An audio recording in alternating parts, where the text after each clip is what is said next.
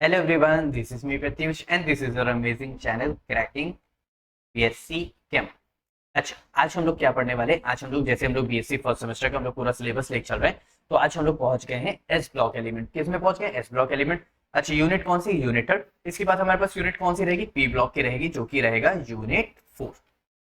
ठीक। अच्छा, अब अच्छा, एस ब्लॉक एलिमेंट आज हम लोग थोड़ा सा इंट्रोडक्शन लेके चलेंगे, ताकि आपको समझना जरूरी है कि एस ब्लॉक मेनली हम लोग पीरियोडिक टेबल में क्या किस को रहे, इतनी बात क्लियर। अच्छा, एस ब्लॉक एलिमेंट वो होंगे जिनका लास्ट इलेक्ट्रॉन, अच्छा एन क्या था हमारे पास? प्रिंसिपल क्वांटम नंबर, हम लोग ने पढ़ा है एटॉमिक स्ट्रक्चर में। ठीक, एन क्या है हमारे पास? Principal quantum number.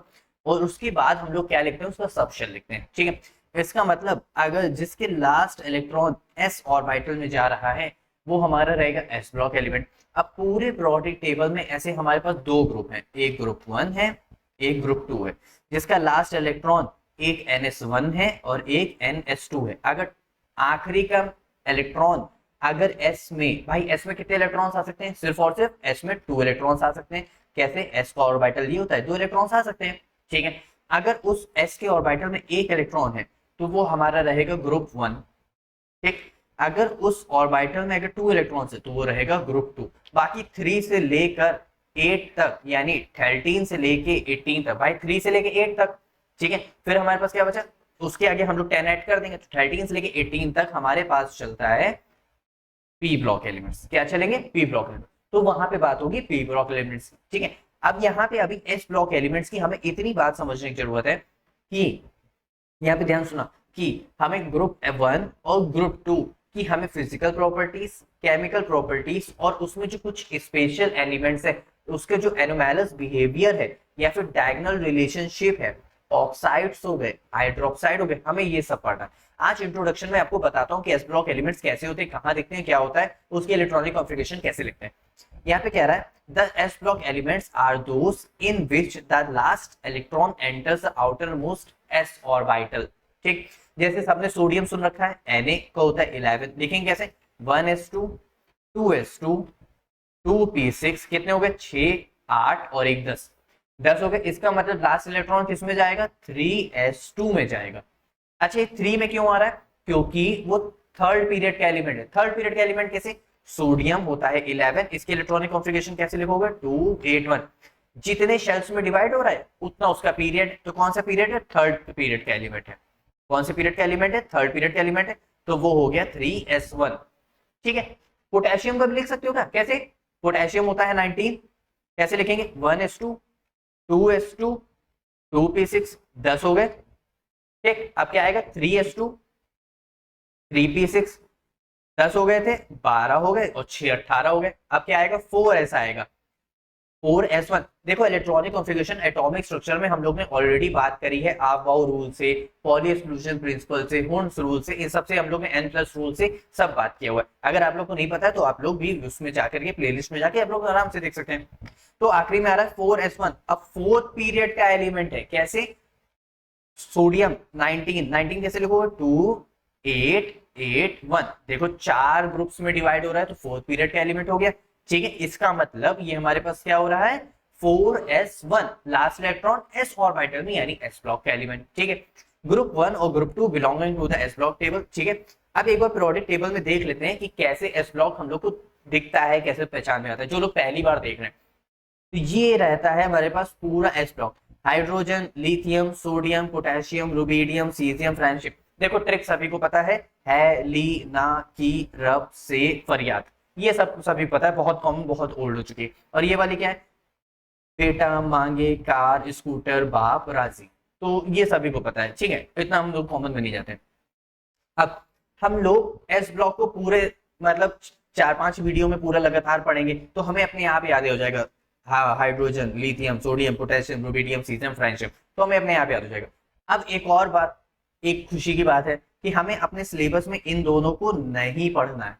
हमें अपने सिलेबस में इन दोनों को नहीं पढ़ना है। क्यों? क्योंकि ये क्या है? रेडियो एक्टिव एलिमेंट्स है। क्या है? Radio active elements. ठीक है, अब तो यहाँ पे हमें इतनी बात क्लियर होगी। अब कैसे? तो जो ग्रुप एलिमेंट ग्रुप 1 है उसको हम लोग बोलते हैं एल्कली मेटल्स। क्या बोलते हैं? Alkali metals.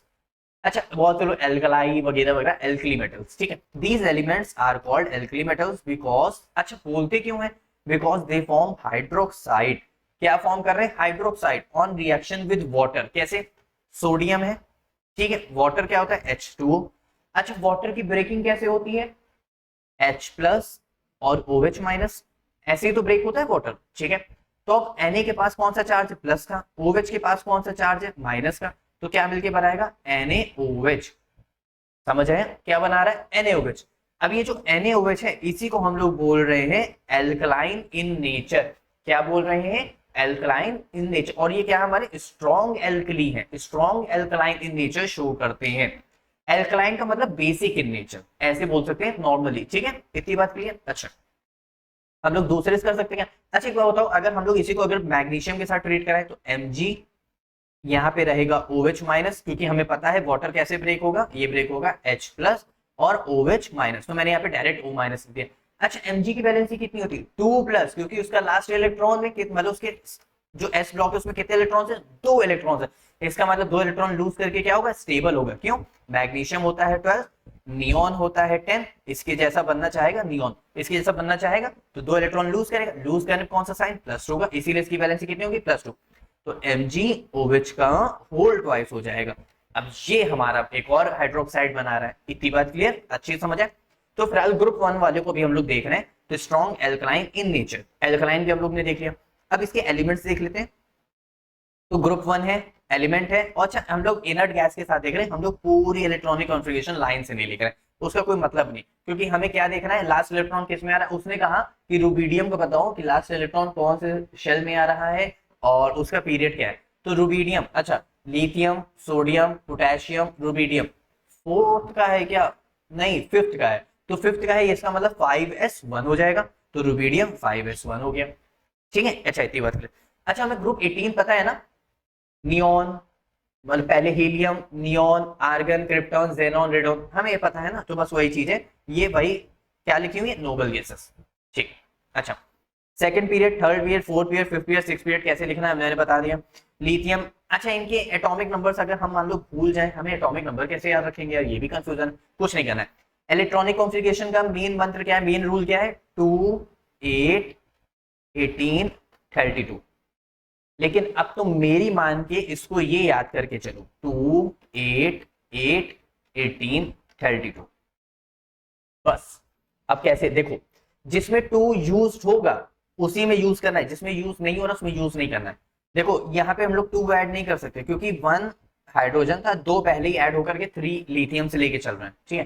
तो 8 ऐड करोगे 11, फिर 8 ऐड किया 2 8 8, तो कितना हो गया 19, 19 में 18 ऐड करोगे 37, 37 में 18 ऐड करोगे 55, 55 में 32 ऐड करोगे 87, यानी यहाँ पे 8 8 18 18 32, जिसमें 7 है उसमें हम लोग इतने ही लेके चलेंगे। अब कैसे, क्या ऐसे ही हमारा उसमें भी हो सकता है क्या, बेरिलियम, मैग्नीशियम, कैल्शियम में, थोड़ा सा सोचो, बेरिलियम 4, मैग्नीशियम 12, तो 8 ऐड किया होगा, फिर कैल्शियम में 8 ऐड किया होगा 20 हो जाएगा, फिर उसके बाद 18 ऐड किया होगा।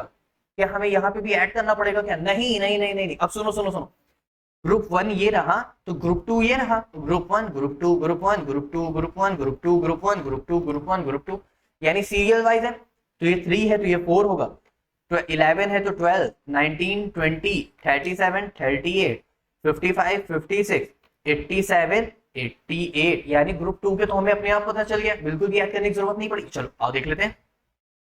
तो last electron into NS function, ठीक है। These elements are called alkaline earth metal। अब इनको क्यों बोल रहे हैं, क्योंकि इनके ऑक्साइड्स और hydroxides are alkaline in nature के होते हैं, वहां पे भी था लेकिन वहां पे हाइड्रोक्साइड नहीं ऑक्साइड्स थे। And these metal oxides are found in earth crust, यानी अर्थ क्रस्ट में मिलते हैं, ठीक, इसलिए हम इनको एल्कलाइन अर्थ मेटल्स बोलते हैं, क्योंकि अर्थ क्रस्ट में मिलते हैं। अब देख लो यहाँ पे बेरिलियम का 2 नहीं होगा, यहाँ पे बेरिलियम 4 होगा, तो ये मिस्टेक हो गया, आप लोग सही कर लेना, मैं इसको सही कर देता हूँ, वरना आप लोग कमेंट तो कर ही दोगे, ठीक है।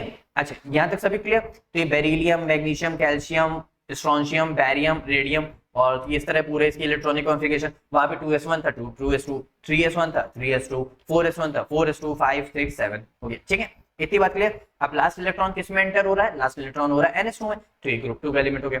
अब कोई भी डाउट नहीं आता, सब कर लोगे इलेक्ट्रॉनिक कॉन्फ़िगरेशन वगैरह वगैरह A to Z, ठीक है।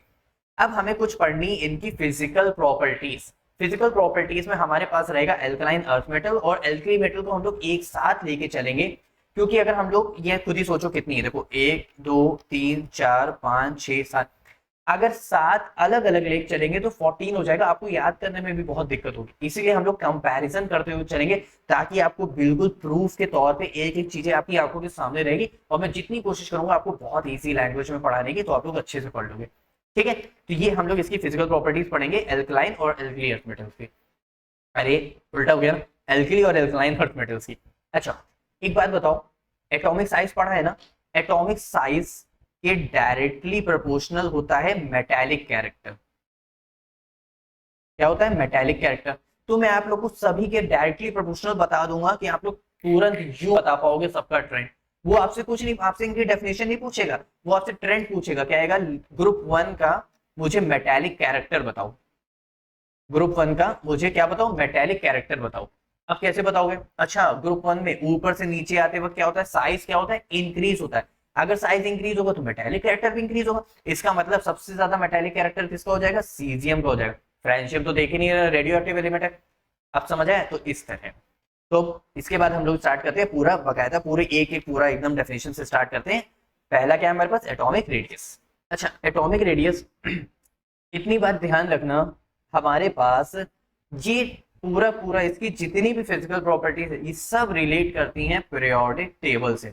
अगर आपको पीरियोडिक टेबल को थोड़ा भी पार्ट आता है तो आप इसकी सारी प्रॉपर्टीज बहुत इजीली कर लोगे, लेकिन कुछ एक्सेप्शंस रहते हैं, वो एक्सेप्शंस अभी आपको पता चल जाएंगे, लेकिन इतनी बात आपको क्लियर है। अब यहाँ पे हमारे पास ग्रुप 1 है और ग्रुप 2 है। अच्छा ग्रुप 1 हमारे पास, ग्रुप की बात कर रहे हैं from top to bottom, left to right की बात नहीं कर रहे हैं। लेफ्ट टू राइट की बात बाद में करेंगे, लेकिन पहले भी हम लोग किस में बात कर रहे हैं, फ्रॉम टॉप टू बॉटम यानी ग्रुप में बात कर रहे हैं। अब एक बात यहाँ पे बताओ, यहाँ पे कि अगर ऊपर से नीचे आते वक्त साइज क्या हो रहा है, इंक्रीज हो रहा है। भाई लिथियम का साइज 2 शेल्स, सोडियम के साइज में 3 शेल्स, पोटेशियम में 4, फिर 5, फिर 6, फिर 7, यानी साइज क्या हो रहा है, इंक्रीज हो रहा है। अगर साइज इंक्रीज हो रहा है इसका मतलब क्या हो रहा है, जो रेडियस है, एटॉमिक साइज है, जो एटॉमिक रेडियस है, वो क्या हो रहा है, बढ़ता जा रहा है। इतनी बात क्लियर। इसका मतलब अगर साइज बढ़ रहा है तो जो सेंटर से लेके जो nucleus reaction outer most electron तक जो डिस्टेंस इतनी सी थी, फिर उसके बाद साइज और बढ़ गया तो उसकी डिस्टेंस और बढ़ गई, फिर उसके बाद क्या हो जाएगा, साइज और भी ज्यादा इंक्रीज हो गया, इसका मतलब डिस्टेंस और बढ़ गई, इसका मतलब रेडियस बढ़ता जा रहा है, साइज बढ़ता जा रहा है, ठीक है। It is the distance between the centre of the nucleus of an atom and its outer most shell, ठीक है। Atomic size depend on down the group में कैसे बात करेंगे, size of an atom increases from top to bottom. तो alkali metal की कैसे होगी, एल्कली मेटल क्या होगा, ऊपर से नीचे बढ़ रहा है, इसका मतलब फ्रेंशियम का साइज सबसे बड़ा और लिथियम का साइज क्या हो जाएगा, सबसे छोटा। अच्छा अगर ऊपर से नीचे आते वक्त साइज इंक्रीज हो रहा है तो लेफ्ट टू राइट जाते वक्त साइज क्या होगा, डिक्रीज होगा। इसका मतलब पहले ग्रुप 1 आता है, फिर ग्रुप 2 आता है, ये रहा लेफ्ट टू राइट, ये रहा लेफ्ट टू राइट, इसका मतलब सोडियम और मैग्नीशियम में साइज किसका ज्यादा होगा, सोडियम का ज्यादा होगा। अच्छा ऐसा क्यों, वो ऐसा इसलिए क्योंकि 281 ये है और यहाँ पे क्या है 282 ये है। इसका मतलब जितने ज्यादा वैलेंस शेल में इलेक्ट्रॉन्स होंगे न्यूक्लियस उतना ज्यादा उनको अट्रैक्ट कर पाएगा।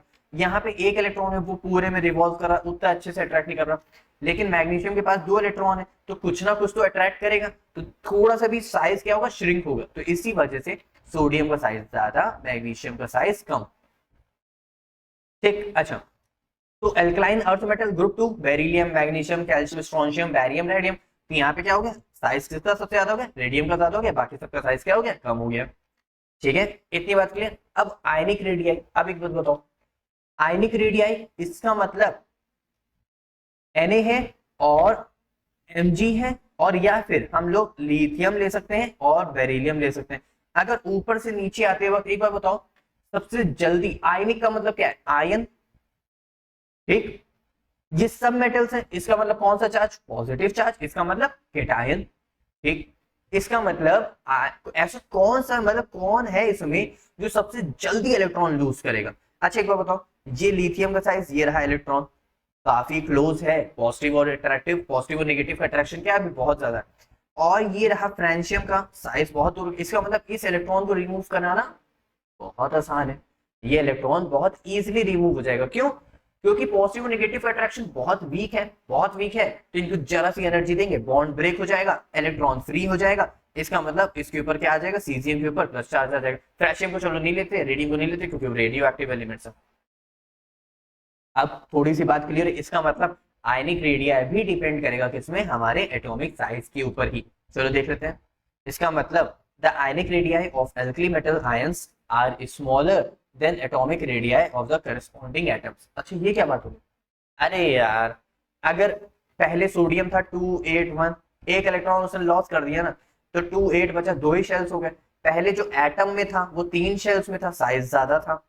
अब जो आयन में कन्वर्ट हो गया है उसका साइज छोटा हो गया, तो इसीलिए वो यहाँ पे कह रहा है आयनिक रेडियाई Na+ का कितना होता है 102। हम लोग बीएससी कर रहे हैं तो हम लोग को डेटा पता होना चाहिए।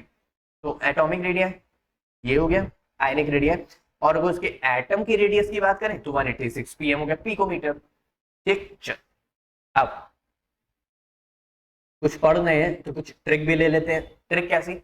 एटॉमिक साइज के सिर्फ डायरेक्टली प्रोपोर्शनल है मेटेलिक कैरेक्टर, बस बस बस बस बस बस। एटॉमिक साइज के डायरेक्टली प्रोपोर्शनल है मेटेलिक कैरेक्टर, बस। एटॉमिक साइज के सब इनवर्सली प्रोपोर्शनल है सब कुछ। इलेक्ट्रोनिगेटिविटी हो गई, आयनाइजेशन पोटेंशियल हो गया, आयनाइजेशन एनर्जी हो गई, वही एक ही बात है। नॉन मेटेलिक कैरेक्टर हो गया, ठीक। और हमारे पास क्या बचता है, इलेक्ट्रॉन एफिनिटी हो गई। और हमारे पास क्या बचेगा, और हमारे पास जैसे अच्छा डेंसिटी इसके डायरेक्टली प्रोपोर्शनल है एक और, बस। बाकी सब क्या है, इनवर्सली प्रोपोर्शनल, चिंता करने की कोई बात नहीं। अब कैसे यहाँ पे ध्यान देते हैं। अच्छा metallic character, these elements which have tendency metallic have tendency to lose valence electron to form a positive ion considered metal। यानी इलेक्ट्रॉन को लूज करेंगे, कौन सा, जो वैलेंस शेल में है। Valence shell outer most shell, सबसे बाहर वाला शेल, उसमें जो इलेक्ट्रॉन है उसको लूज करने पे वो मेटल बन जाएंगे, ठीक है। ट्रेंड की बात करेंगे, अरे एटॉमिक साइज की डायरेक्टली प्रोपोर्शनल, साइज बढ़ेगा, मेटेलिक कैरेक्टर, हाँ यार इलेक्ट्रॉन लूज भी तो कर रहा था, सबसे आखिरी वाला जल्दी लूज करेगा, जिसका साइज सबसे ज्यादा होगा उतना जल्दी लूज करेगा, इसका मतलब साइज पे डिपेंड कर रहा है। एटॉमिक साइज इंक्रीजेस और न्यूक्लियर चार्ज क्या हो जाएगा, कम होता जाएगा, साइज बढ़ता जा रहा, आउटर मोस्ट शेल इलेक्ट्रॉन दूर हो गया तो उसकी पावर कम हो जाएगी, पावर कम हो जाएगी तो अट्रैक्शन कम, अट्रैक्शन कम तो इलेक्ट्रॉन इजीली रिमूव हो जाएगा। तो atomic size increases, nuclear charge also decreases, ठीक है। तो यहाँ पे साइज पे डिपेंड कर रहा है, तो बस वही ऑर्डर हो गया। आगे देखते हैं। अरे यार वैलेंसी हो या उसके सर के ऊपर का चार्ज हो या वैलेंसी हो +1 इसकी, या ऑक्सीडेशन स्टेट हो, सब बात वही है। इसका मतलब भाई वो ग्रुप 1 है तो मोनोवैलेंट है, +1 वैलेंसी है। ग्रुप 2 है डाइवैलेंट है, +2 वैलेंसी है, बस सिंपल सा। ग्रुप 1 ग्रुप 2 +1 +2 ऑक्सीडेशन स्टेट, -1 मतलब +1 +2, बस इसमें कुछ याद करने वाला ही नहीं है। अभी तो मैंने बोला आयनाइजेशन एनर्जी एटॉमिक साइज की इनवर्सली प्रोपोर्शनल, एटॉमिक साइज ऊपर से नीचे बढ़ता है तो आयनाइजेशन एनर्जी कम होगी।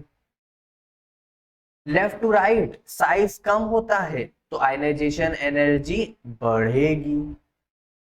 अच्छा आयनाइजेशन एनर्जी आयंस को कन्वर्ट कराने के लिए, मतलब आयंस में कन्वर्ट कराने के लिए जो एनर्जी हम देते हैं उसको बोलते हैं ionisation energy. The energy required, मान लेते हैं मेरे पास ये दो एटम है, ठीक है, एटम है एटम, इसको मुझे बॉन्ड यहाँ का ब्रेक करा के इनको आयन में बदलना है, ठीक है।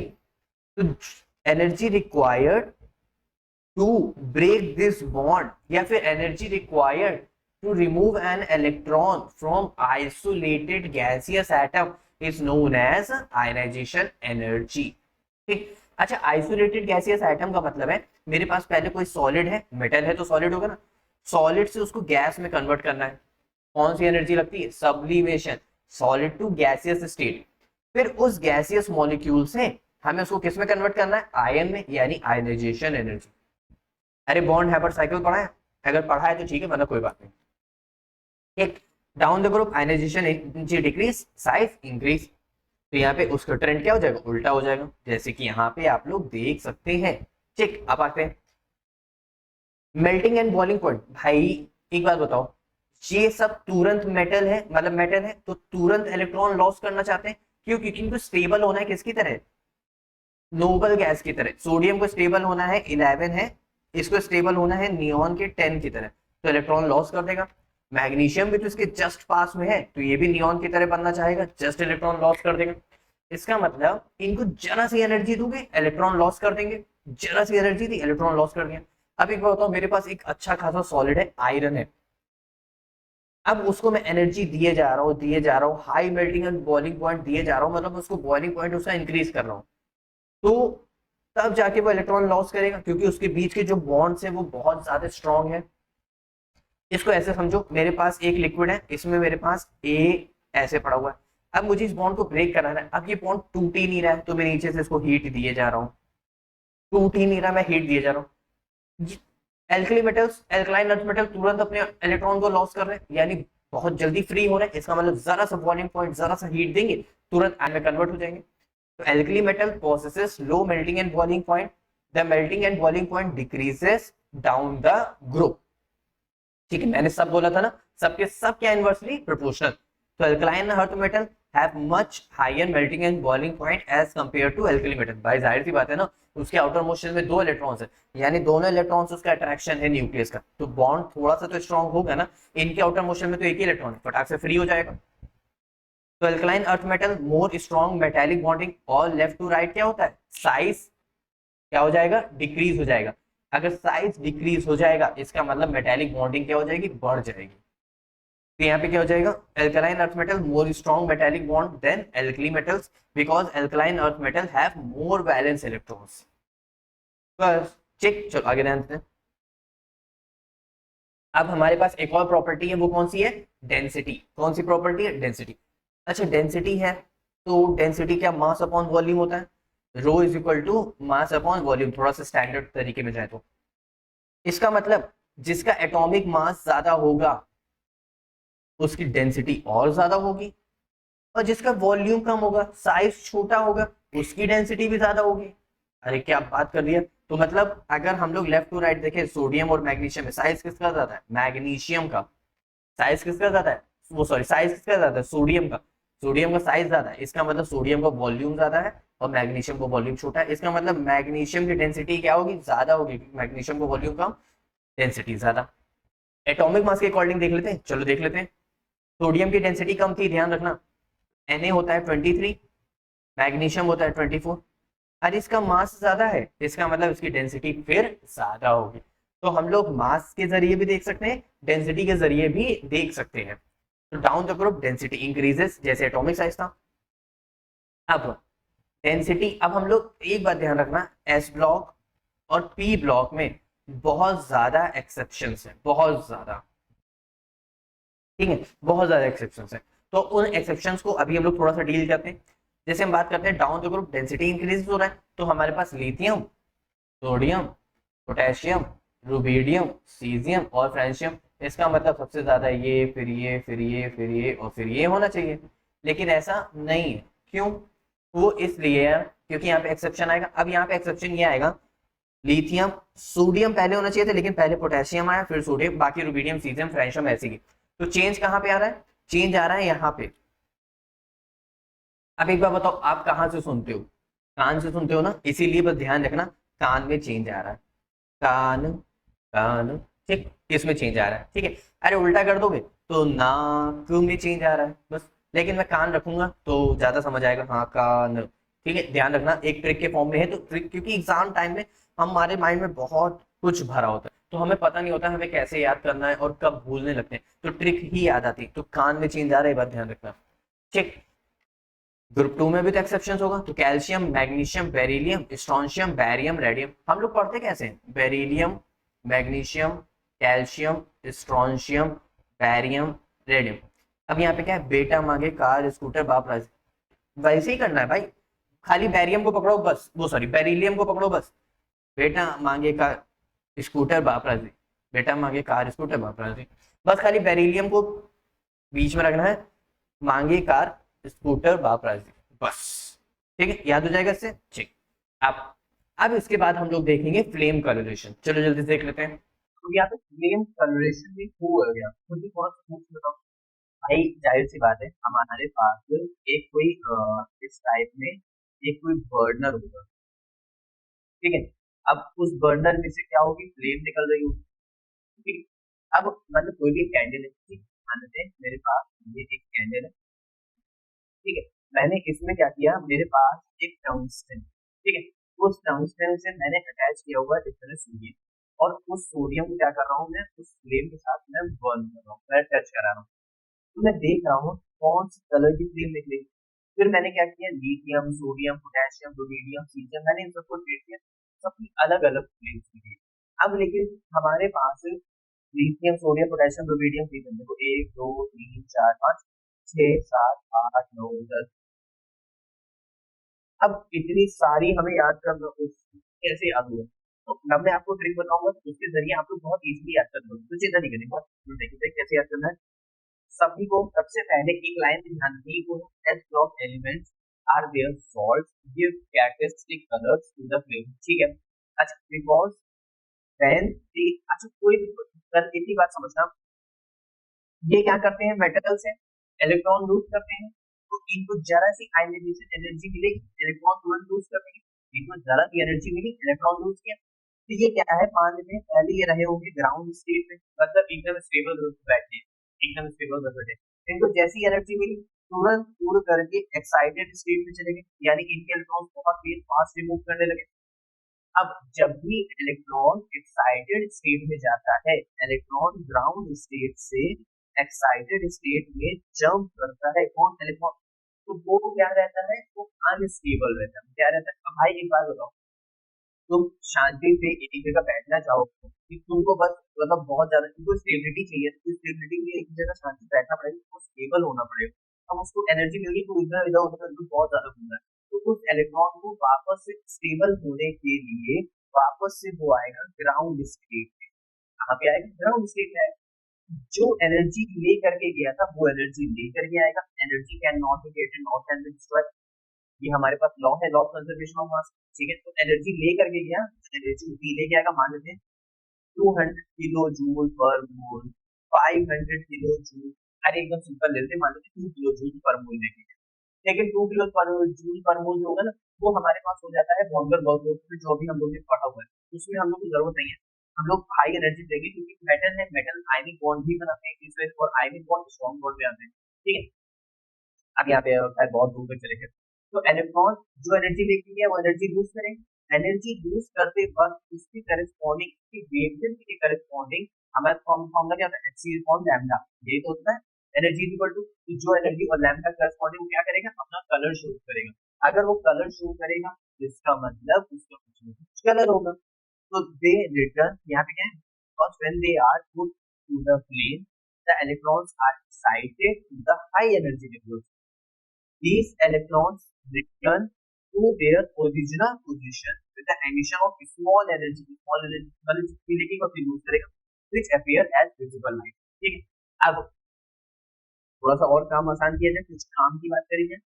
Beryllium and magnesium do not give any colour, beryllium और मैग्नीशियम एक भी कलर नहीं देते, इसका मतलब उनका कलर क्या हो गया, व्हाइट, जिनका कोई कलर नहीं उनका colour white, because they electron are strongly bonded रहते हैं, तो वो टेम्परेचर से उनका बॉन्ड ब्रेक नहीं होगा, तो हाई एनर्जी में जाएंगे, तो एनर्जी लूज नहीं करेंगे, तो कलर शो नहीं करेंगे, ठीक है। यहाँ पे बात हो गई।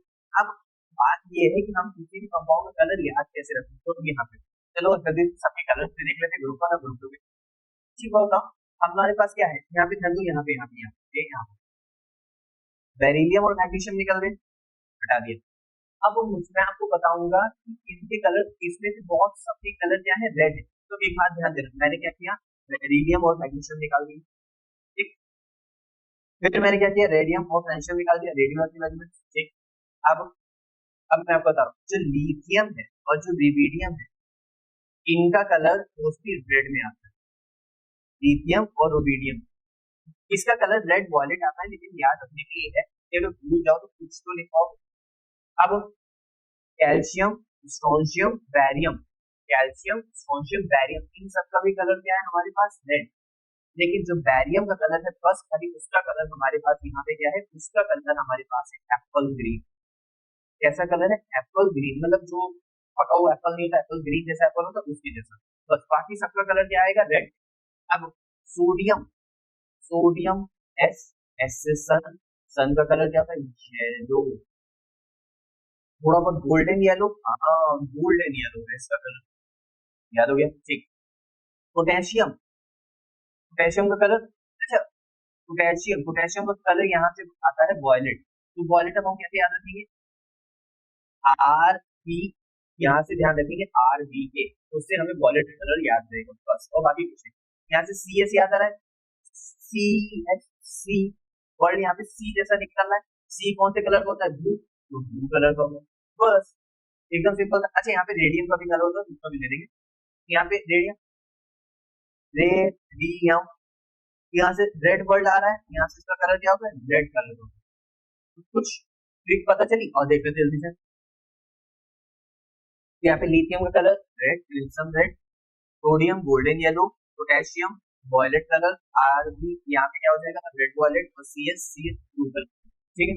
फिर हमारे पास alkaline earth metal, calcium brick red, अरे कैल्शियम, कैल्शियम जो जो हमारे यूज होता है, तो यूज होता है, तो हार्ड होता है, ब्रिक जैसा हार्ड होता है, तो ब्रिक यानी पत्थर, तो यानी ब्रिक रेड हो गया, ठीक है। क्रिम्सन रेड, क्रिम्सन रेड इसका भी, और बाकी बैरियम का हमारे पास क्या है, एप्पल ग्रीन, तो खाली हमें बैरियम का ध्यान रखना, बाकी सब का हमें पता हो जाएगा। अब याद, ये थे हमारे पास सारे कलर, तो ये देखो इसी तरह यहाँ पर फ्लेम रहती है, इसी फ्लेम जो भी कलर की निकलेगी, मान लेते हैं मेरे पास यहाँ पे लगा होगा सोडियम, यहाँ पे जो भी कलर का सोडियम जब भी हीट करेगा, मतलब इसके साथ ऐड करेगा, तो जो कलर उसकी क्वांटिटी शो करेगा वो उसको कलर दिखेगा। अब कैसे, मान लेते हैं जैसे मेरे पास मान लेते हैं मैग्नीशियम रिएक्ट नहीं कर रहा था, तो मतलब मैग्नीशियम कोई कलर शो नहीं कर रहा था, तो ऑक्सीजन की प्रेजेंस में ना, क्योंकि भाई केमिस्ट्री की लैंग्वेज में कोई भी चीज अगर बर्न होती है तो वो in the presence of oxygen burn हो रही है, और हम उसको बर्न करा रहे हैं कैंडल की फ्लेम से, इसका मतलब ये रहा ऑक्सीजन, ये रहा मैग्नीशियम, मैग्नीशियम प्लस ऑक्सीजन अगर हम लोग लेंगे, तो मैग्नीशियम की वैलेंसी होती है 2 प्लस, ऑक्सीजन की वैलेंसी होती है 2 माइनस, तो क्या बन जाएगा, M2G, ये तो 2 तो कैंसिल हो जाएगा, तो MgO बन जाएगा। मैंने बहुत बेसिक से बताया, तो ध्यान रखना। अगर हम लोग उसकी बात करें सोडियम की, तो सोडियम प्लस ऑक्सीजन, Na की वैलेंसी होती है 1 प्लस, हम लोग बहुत बार देख चुके हैं, तो Na2, क्योंकि ऑक्सीजन की वैलेंसी थी 2 माइनस 2 इधर गया, 1 इधर आया, समझे। तो इसी तरह हम लोग सबकी वैलेंसी भी डिसाइड कर, मतलब सबकी रिएक्शन भी इसी तरह हम लोग करते हैं। अच्छा ये सब कौन सी रिएक्शन में आ रहा है, जैसे कैल्शियम प्लस O2 CaO, ये सब कौन सी रिएक्शन में आ रहा है, ये सब हमारे पास आ रहा है कॉम्बिनेशन रिएक्शन, कौन सी रिएक्शन में आ रहा है, कॉम्बिनेशन रिएक्शन। अब सभी बच्चे समझ आए, कोई भी डाउट यहाँ तक देना। तो अब एक काम करना है आप लोग को, इसकी जल्दी से फिजिकल प्रॉपर्टीज और इसके इंट्रोडक्शन की जल्दी से आपको प्रैक्टिस करनी है, प्लस आपको फ्लेम कलरेशन भी बहुत अच्छे से ध्यान रखना है, क्योंकि ये बहुत बार पूछा जाता है। इस तो अब मिलते हैं नेक्स्ट वीडियो में नेक्स्ट टॉपिक के साथ, बाय बाय।